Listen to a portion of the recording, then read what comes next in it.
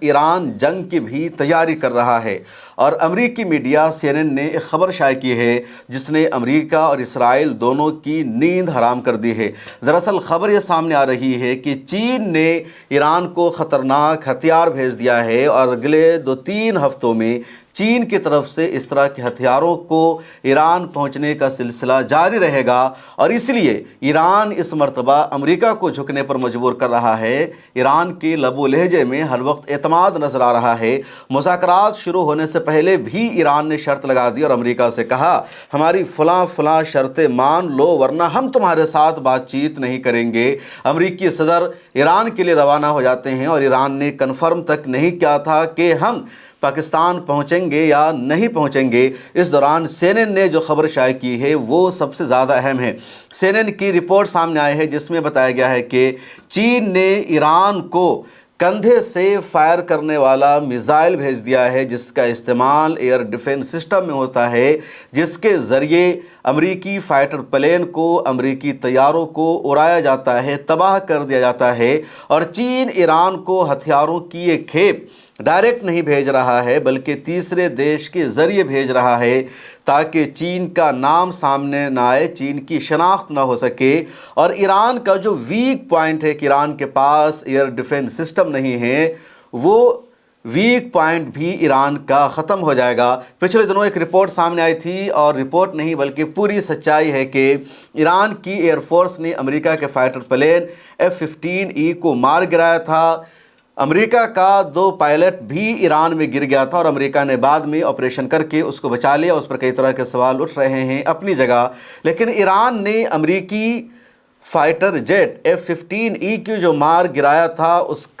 اس کو مار گرانے کے لیے اس نے چین سے ملے ہتھیار کا ہی استعمال کیا تھا۔ چین کا ایک بہت ہی طاقتور اور مؤثر ہتھیار ہے جس کو MANPADS کہا جاتا ہے۔ اس کا فل فارم ہے مین پورٹیبل ایئر ڈیفنس سسٹم، یعنی ایک شخص اپنے کندھے پر اس میزائل کو رکھ سکتا ہے اور اس سے وہ ہوا میں، ایئر میں فائر کر سکتا ہے، اور ایئر اسپیس میں اگر کوئی فائٹر پلین ہے، کوئی ہیلی کاپٹر ہے، کوئی ڈرون ہے، اس کو آسانی سے مار گرایا جا سکتا ہے۔ اس مین پورٹیبل ایئر ڈیفنس سسٹم کی خوبی یہ ہے کہ اس سے جو میزائل فائر ہوتا ہے وہ 8 کلومیٹر اوپر تک اسپیس میں جا سکتا ہے، وہاں تک یہ ٹچ کر سکتا ہے، کچھ بھی بیچ میں ہوگا اس کو یہ نشانہ بنا سکتا ہے، اور اس کے لیے کسی لانچر کی ضرورت نہیں ہے، ٹرک کی ضرورت نہیں ہے، بلکہ ایک آرمی، ایک انڈیویجول اپنے کندھے پر اس کے لانچر کو، اس میزائل کو اٹھائے گا، کہیں بھی جنگل میں لے جا کر کے اس سے نشانہ بنا سکتا ہے۔ اور ایران کو چین نے یہ جو ہتھیار دے دیا ہے، اس کی وجہ سے چین کی ایئر فورس میں، چین کے ایئر ڈیفنس سسٹم میں بہت بڑا اضافہ ہو گیا ہے۔ اسی ہتھیار کا سہارا لے کر ایران نے امریکہ کے F-15E کو مار گرایا تھا، اور اب سیز فائر کے اس مرحلے میں بڑی تعداد میں چین کی طرف سے ایران کو یہ ہتھیار بھیجا جا رہا ہے۔ ایران کا سب سے بڑا فائدہ یہ ہوگا کہ ایران کے جہاں میزائل لانچر ہے، جہاں ایران نے میزائل سٹی بنا رکھا ہے، وہ پہاڑوں کے نیچے ہے، اور پہاڑوں کے اوپر جنگل ہے، وہاں کوئی روڈ نہیں ہے، کوئی گاڑیاں نہیں ہیں، اس کے اوپر ایران کا لانچر نہیں ہوتا یا ایران کا ایئر ڈیفنس سسٹم نہیں ہوتا۔ وہاں آ کر اگر امریکہ بمباری کرتا ہے، بنکر بسٹر بموں کو گراتا ہے، تو ایران امریکی فائٹر پلین کو نشانہ نہیں بنا پاتا، اس پر حملہ نہیں کر پاتا ہے۔ اب چین کی طرف سے اس طرح کا ہلکا ایئر ڈیفنس سسٹم مل جانے کی بنیاد پر ایران پہاڑی علاقوں میں جا کر کے، پہاڑ کی چوٹی پر جا کر کے آسانی سے امریکہ کے فائٹر پلین کو، اس کے جہاز کو نشانہ بنا سکتا ہے۔ اور اس خبر نے واقعی میں یہ بتا دیا ہے کہ ایران کا جو ویک پوائنٹ ہے، ایران کی جہاں پر کمی تھی، ایران اس کمی کو پر کر رہا ہے۔ اور ایران کی طرف سے بار بار یہ جو بات کہی جا رہی ہے کہ ہمیں امریکہ پر بھروسہ نہیں ہے، ہم عالمی دباؤ میں بات چیت ضرور کر رہے ہیں تاکہ دنیا کو یہ میسج جائے